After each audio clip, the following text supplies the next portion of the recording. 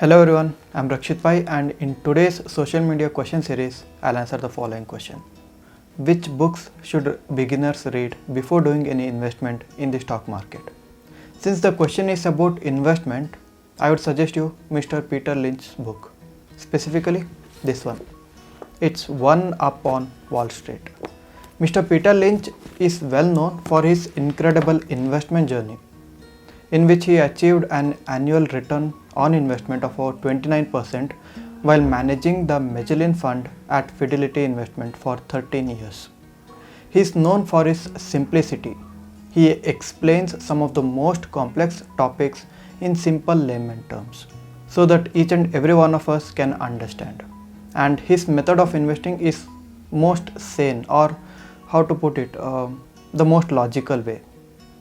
Mr. Peter Lynch says an average investor can become an expert in their own field.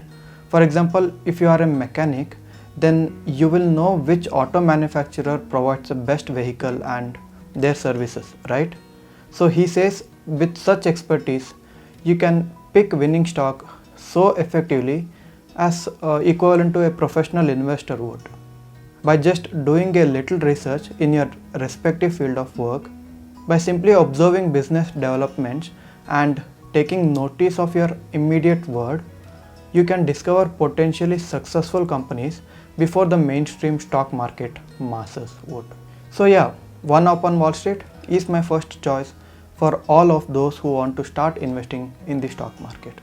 And if you have financial knowledge, if you can understand financial terminologies and grasp the concept well, then definitely go for Mr. Buffett's suggested book, that is The Intelligent Investor, written by Mr. Benjamin Graham.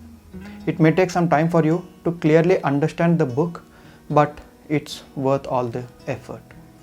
So I hope that answers your question. Thank you for watching.